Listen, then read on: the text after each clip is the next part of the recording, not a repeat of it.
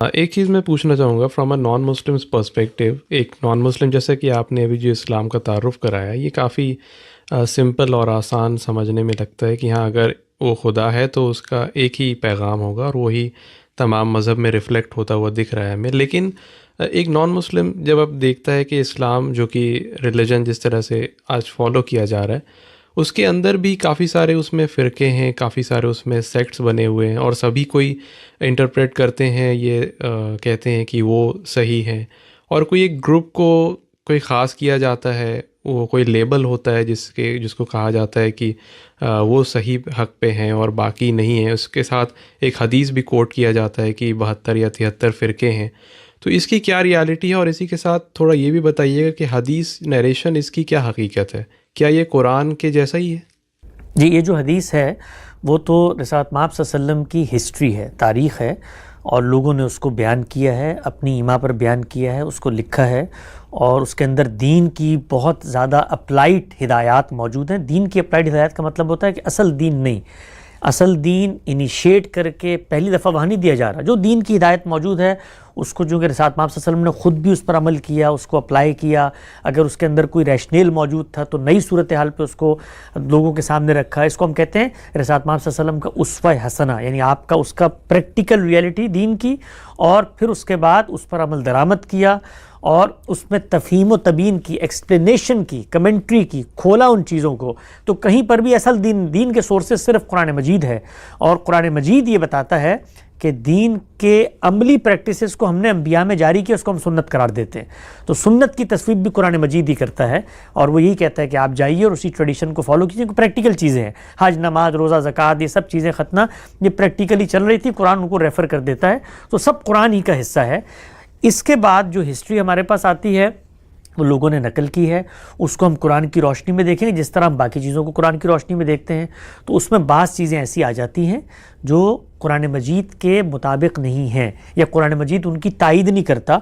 तो उस सूरत में हम ये बताते हैं कि ये लोगों को पैगंबर की हिस्ट्री लिखने में शायद कोई तसामुह हो गया हो, गलती हो गई हो।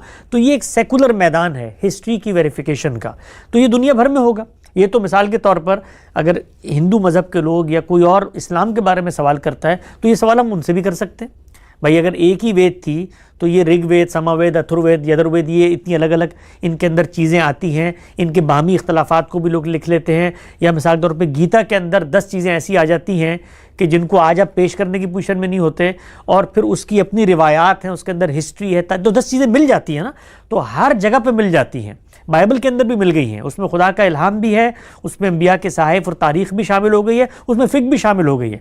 तो इससे घबराने की ज़रूरत नहीं है। आम आदमी ये काम नहीं करता। जो इंटेलेक्चुअल्स होते हैं किसी भी मज़हब के, वो ये फ़र्क करके बताते हैं कि भाई इस मज़हब में ये चीज़ें इस तरीके से घुल मिल गई हैं, लिहाजा आओ इनको अलग अलग करके देखते हैं। तो हमारे कुरान मजीद के बारे में ये तय है कि उसके साथ किसी चीज़ को मिलाया नहीं किया आज तक, वो अलग से मौजूद है। अगरचे उम्मत उसके अंडरस्टैंडिंग के अंदर बहुत सारे इनफात पैदा कर लेती है, चाहे वो कंसेंसस की बुनियाद पे हो या रिवायत की बुनियाद पे हो, लेकिन असल मतन महफूज है। तो चुनाचे उस असल मतन की हैसियत से हम दीन को समझेंगे। बाकी जो रिवायत पेश की जाती है ये उस मतन, उस रिवायत की जब लोगों ने तनकी की है, वेरिफिकेशन का अमल किया, तो रसूलुल्लाह से ये रिवायत साबित नहीं होती। इस पर गुफ्तगू है, कलाम है, ये जो 72-73 फ़िरकों वाली रिवायत है।